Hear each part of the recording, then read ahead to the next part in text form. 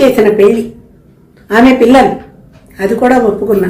నిజమే, భార్య పిల్లలు, నా పిల్లలైనా ఆమె పిల్లలైనా పిల్లలే, ఎవరికైనా పిల్లలే. ఊరుకున్నా. నేను ఏ తప్పు చేయలేదు. నేను శ్రీరాముని, తప్పు చేయలేదు. కొంచెం కోపం వచ్చిన ఊరుకు. తర్వాత ఏమన్నాడు, నీకు అన్యాయం జరిగితే, నీకు అవమానం జరిగితే రా బయటకు వచ్చి చెప్పు. నీ అవమానం చెప్పకపోతే ఎలా తెలుస్తుంది? సమాజాన్ని ఓ తట్టి లేపుతున్నాడు. అప్పుడు నాకు అనిపించింది, నాకు అన్యాయం జరిగింది కదా, నేను కూడా బయటకు వచ్చి చెప్పుకోవచ్చు కదా. ఈయన సంఘ సంస్కర్త కదా, ఎందరో మహానుభావుల్ని మార్చినటువంటి వాడు. ఆయన బయటకు వచ్చి ఒక వీడియో చేసుకున్నాను. దాంట్లో డైరెక్ట్గా కూడా ఏం మాట్లాడలేదే. రామాయణంలో 2 పాత్రలు, వాలి సుగ్రీవుడు, ఇద్దరిని తీసుకున్నాను. సుగ్రీవుడు తమ్ముడు, వాలి అన్నగారు. సుగ్రీవుడు భార్యని వాలి తీసుకెళ్లిపోయినా పర్వాలేదు, మరదలవుతుంది కాబట్టి. కానీ సుగ్రీవుడు వారి భార్యతోటి సంబంధం అక్రమంగా పెట్టుకోవడం, ఆయనను తీసుకెళ్ళిపోవడం ఎంతవరకు ధర్మం, ఎంతవరకు న్యాయం అనేటువంటి దాని మీద కొంచెంసేపు మాట్లాడితే అది వైరల్ అయి తిరుగుతోంది అటు ఇటు. అర్థమైన వాళ్ళకి అర్థమైంది, లేని వాళ్ళకి లేదు. నా మీద క్రిమినల్ కేసు పెట్టి పోలీస్ స్టేషన్లో ఆగాడు. నా కన్న కొడుకు చేత గురజాడను కళ్ళల్లో పెట్టుకుని పెంచుకున్నాను. పిచ్చి వెధవని ఎంత ప్రేమగా పెంచుకున్నాను. వాడు అన్ని మర్చిపోయాడు. తండ్రి రక్తం కదా. వాడు ఈ వయసు ఎప్పుడైతే నా మీద కేసు పెట్టాడో అదే వయసులో నాన్ను దగా చేశాడు వాళ్ళ నాన్న. అదే స్థితిలోకి కొడుకుని లాక్కొచ్చాడు ఆ తండ్రి.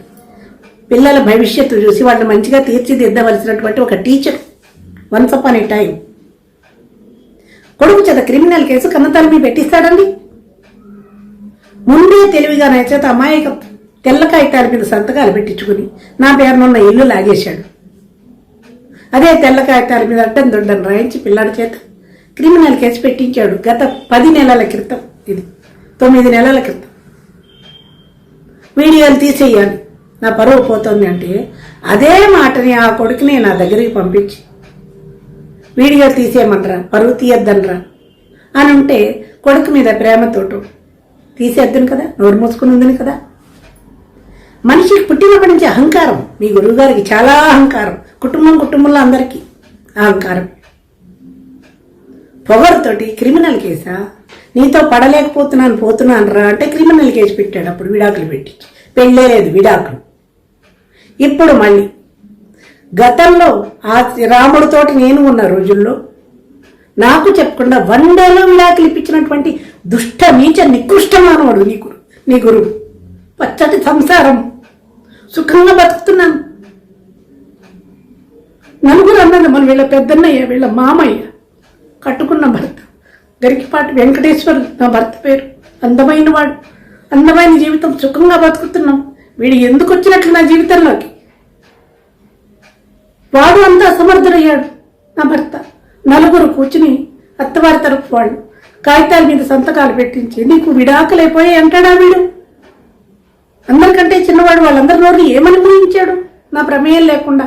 మా నాన్న కాళ్ళు కడిగి కన్యాదానం చేశాడే. పుట్టింటి వాళ్ళకి పోని మీ అమ్మాయి సరిగా లేదనో విడాకులు కోరుతుందని ఆయనకి ఇన్ఫర్మేషన్ ఇవ్వాలి కదా. మా నాన్నకి చెప్పలేదు, అన్నదమ్మలకి చెప్పలేదు, పుట్టింటి వాళ్ళకి చెప్పకుండా ఒక విజయవాడలో ఒక రూమ్లో కూర్చోబెట్టి పెట్టని బలవంతంగా సంతకాలు పెట్టించి తర్వాత ఇదిగో నీకు విడాకులు అయిపోయి కాగితాలు ఇవ్వని చూపిస్తాడా ఈ నీచుడు? పచ్చని సంసారం కూల్చి ఆ రోజు నేను పెట్టిన శాపాలే ఇవాళ వీడియోలు. వారం రోజులుగా వీడిని ఉతికి ఆరేస్తున్నారు. వీడి దరిద్రాన్ని బయటకు లాగారు. విత్తనం నాటినాడే మొక్క వచ్చి ఫలాలు పుష్పాలు రావు. 40 సంవత్సరాల క్రితం చేసినటువంటి ద్రోహం ఇవాళ ఈ అహంకారాన్ని దెబ్బ కొడుతుంది. అప్పుడు విడాకులు ఇప్పించాడు. విడాకులు కాగితం నాకేమి ఇవ్వలేదు. పోనీ విడాకులు చేసుకుంటే వాళ్ళకున్న ఆస్తుల భరణం స్త్రీకి ఇస్తారు, అది తెలియదు. వెర్రిదాన్ని నేను. తర్వాత నీతో పడట్లేదు వెళ్ళిపోతున్నానంటే క్రిమినల్ కేసు పెట్టాడు. లాయర్ దగ్గర 3 లక్షలు అడిగాను. 3 లక్షలు పెట్టి ఫోర్జరీ చేసి లాగేశాడు ఈ నీచ నికృష్ట నీ గురువు.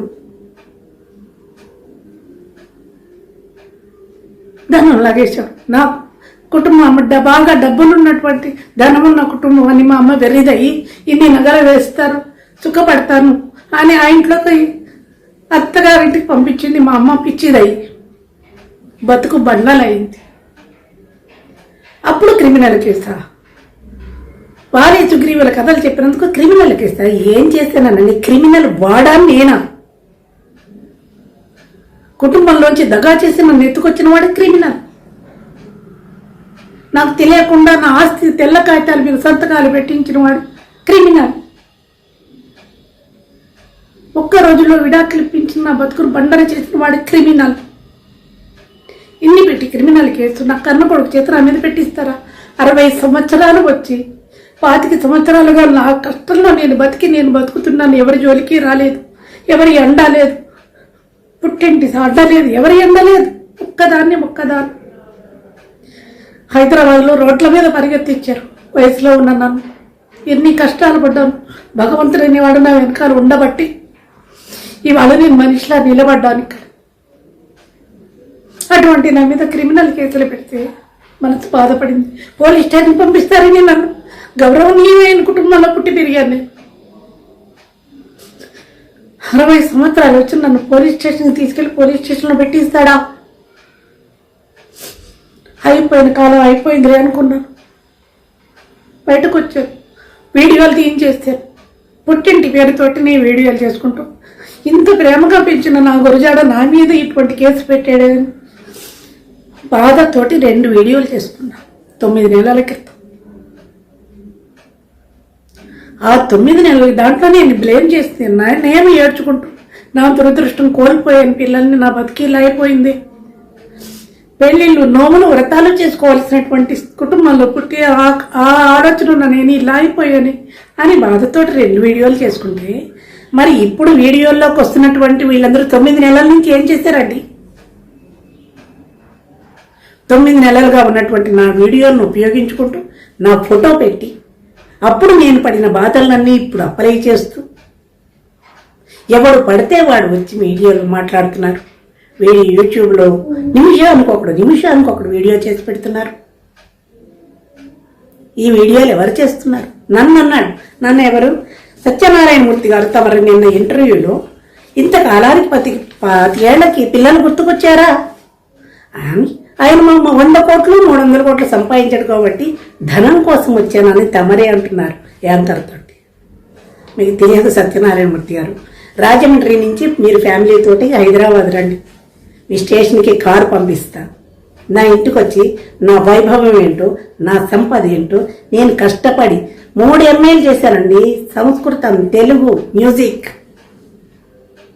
అమెరికా వాళ్ళకి ఆన్లైన్లో క్లాసులు చెప్పుకొని పాఠాలు చెప్పుకుంటూ ఇంట్లో సంగీతం నేర్పుకుంటూ సంస్కృతం పాఠాలు కళాశాలలో చెప్పుకుంటూ సంపాదించిన ధనంతో నేను నా జీవితానికి సరిపడ సంపాదించుకున్నాను. నా వైభవం చూడాలంటే రండి హైదరాబాద్. వారం రోజులు చక్కటి ఆతిథ్యం మంచిగా వండి పెడతాను. రండి సత్యనారాయణమూర్తి గారు, మీలాంటి వాళ్ళు మీడియా ముందుకు వచ్చి అవాకులు చెవాకులు పీలేటువంటి వాళ్ళు చూడాలి. ఒక్కళ్ళైనా నా బతుకు చూడాలి. డబ్బులు ఆశించి నేను చేస్తున్నాను వీడియోలు. 25 సంవత్సరాల తర్వాత నీ పిల్లలు గుర్తుకొచ్చారా? అసలు హూ ఆర్ యు? మీరెవరండి నా గురించి, నా పిల్లల గురించి అడగడానికి? వాళ్ళు నా పిల్లలు, ఎక్కడున్నా నా పిల్లలే. నా జీవితం మొత్తం ఆ ప్రేమకే అంకితం. నా పిల్లల గురించి నేను ఆలోచించుకోగలను. 25 సంవత్సరాల తర్వాత నా పిల్లలు కావాలని నేను అడగలేదే. వాళ్ళు రావాల్సిన అవసరం లేదు. ఎక్కడో అక్కడ సుఖంగా ఉండాలనుకున్నాను, ఉంటున్నారు. వాళ్ళ జీవితంలో దగా చేసిన వాడు మాట్లాడట్లేదు, బాగానే ఉన్నాడు. దగా పడిన నేను కూడా బాగానే ఉన్నాను, మాట్లాడట్లేదు. మధ్యలో మీరందరూ రేగిపోతున్నారు ఎందుకండి? మరి 9 నెలల క్రితం చేసినటువంటి వీడియోల్ని ఇప్పుడు ఎందుకు లాగుతున్నారు? 9 నెలలు ఏం చేశారు? డబ్బు కోసం నేను ఎప్పుడైనా డబ్బు కావాలని, పిల్లలు కావాలని కానీ వాళ్ళ ధనం గురించి ఏమన్నా మాట్లాడిన వీడియోలు ఏమన్నా ఉన్నాయో చూపించండి. నా కళ్ళ ముందు పెరిగిన వాడు, నాకంటే 2 ఏళ్ల చిన్నవాడు నన్ను దగా చేశాడు అనే ఒక్క చెడు తప్పితే కష్టపడ్డాడు, ప్రతిభ ఉంది, ప్రపంచాన్ని ఏలుతున్నాడు. అన్ని వీడియోలు చూస్తాను, సంతోషపడతాను. పోయిన జీవితం ఏదో పోయిందిలే, అయిపోయింది. నా పిల్లలు ఫారెన్లో ఉన్నారనుకుంటాను, వాళ్ళు వీడియోల్లో చూస్తున్నట్టుగా నేను కూడా వీడియోల్లో నా పిల్లల్ని చూసుకుంటున్నాను, నా కుటుంబాన్ని చూసుకుంటున్నాను. నేను ఒక ఋషిలాగా ఆధ్యాత్మికమైనటువంటి దృష్టిలో నేను భగవంతుడు సేవ చేసుకుంటూ బతుకుతున్నాను. పిల్లలకి సంగీతం నేర్పుకుంటాను, సంస్కృతం నేర్పుకుంటూ బతుకుతున్నాను. 9 నెలల క్రితం చేసినటువంటి నా వీడియోలు ఇప్పుడు లాగి నా ఫోటో పెడుతున్నారు. నేను అప్పుడు పడిన పిల్లల కోసం బాధపడినటువంటి నా కడుపులో మంటతోటి నేను ఏదో చేసుకున్నవన్నీ పెట్టి నీకేం కావాలమ్మా? ఒక్కొక్కడు పొద్దున ఫోన్ చేస్తున్నాడు, నిన్న కూడా ఫోన్ చేశాడు. ఈ పోరాటం దేనికి? ఎవడు పోరాడాడయ్యా? పోరాడి డబ్బులు అడుగునేంత దుస్థితిలో లేను. ఆత్మవిశ్వాసం ఉన్నాడు దాన్ని. ఎప్పుడైతే బయటకు వచ్చానో అప్పుడు భగవంతుడు నా వెనకాలే ఉన్నాడు. ఆత్మవిశ్వాసంతో నేను చదువుకున్నాను, సంపాదించుకుంటున్నాను. నీలాంటి వాళ్ళకి సంవత్సరం ఆతిథ్యం ఇవ్వగలిగే శక్తి కలిగిందాన్ని నేను. ఆ ధనం ఒక్క పైసా నాకు అవసరం లేదు. పిల్లలు రావాలని అనుకోవట్లేదు, వాళ్ళు అక్కడ ఉన్నారు, హాయిగా ఉన్నారు, ఉంటారు. నా వెనకాల భగవంతుడు ఉన్నాడు. నారిపోసిన వాడే నీరు పోస్తాడు, పుట్టించిన వాడే తీసుకెళ్తాడు. వేల మంది శిష్యులు ఉన్నారు, వెల్ విషర్స్ ఉన్నారు. నీచంగా వీడియోలు చేయవలసిన అవసరం నాకు లేదు. ఈ వీడియోలు ఎవరు చేస్తున్నారో కనుక్కోమని మీ గురువు గారికి చెప్పు. అహంకారంతో రేగిపోతున్నాడు కదా, ఇష్టం వచ్చినట్టు మాట్లాడుతున్నాడు నా మీద. మరి కేవలం సుగ్రీవుడు భార్య వాలి అని చెప్పిన దానికే క్రిమినల్ కేసు పెట్టాడు. పేరు పెట్టి నిన్ను ఉతికేస్తున్నారే, మరి వీళ్ళ మీద పెట్టమని క్రిమినల్ కేసులు ఉన్నాయి కదా, కోట్లు. ఆడది లోకువా నా మీద క్రిమినల్ కేసు పెడతావు? వీళ్ళని ఎవరిని ఎందుకు పెట్టట్లా? నోరు మూసుకుని ఇంట్లో ఎందుకు కూర్చున్నావు? ఈ వీడియోలకి నాకేం సంబంధం లేదు. ఇవి నేను 9 నెలల క్రితం చేసుకున్న వీడియోలు. నా పేరుతో నేను చేసుకున్నాను. నేను ఎవరి పేరు పెట్టలేదే, ఎవరిని దూషించలేదే. నా కొడుకుని గురించి అనుకున్నాను. నేను కొడుకుని తల్లికి నాకు హక్కు ఉంది. 9 మాసాలు మోసి వాడిని ప్రేమగా పెంచిన నాకు నా కొడుకు గురించి మాట్లాడే హక్కు ఉంది. మాట్లాడేది నా ఫోటో పెట్టి నా వాయిస్ను ఉపయోగించుకుంటూ మొత్తం నీ గురువు వెర్రివాడో తెలివైన వాడో తెలివి తక్కువడో చెప్పుకోపోయి వాడి కీర్తిని దిగదార్చడానికి వాడి శత్రువులు చేస్తున్నటువంటి వీడియోలు అవి. అహంకారం కదా, ప్రతి వాడిని లాగుతాడు, ఛాలెంజ్లు చేస్తాడు కదా. దమ్ముంటెర్రా నా ఎదురుకుండా నిలబడు. ఈ పొగరుతోటే ఇదివరకు దెబ్బలు తిన్నాడు. ఇప్పుడు కూడా ఆ పొగరు ఎందుకు? అహంకారం ఎందుకు? ఈ అహంకారంతో మొత్తం శత్రువర్గం అంతా ఏకమై పెట్టుకుంటున్న వీడియోలే.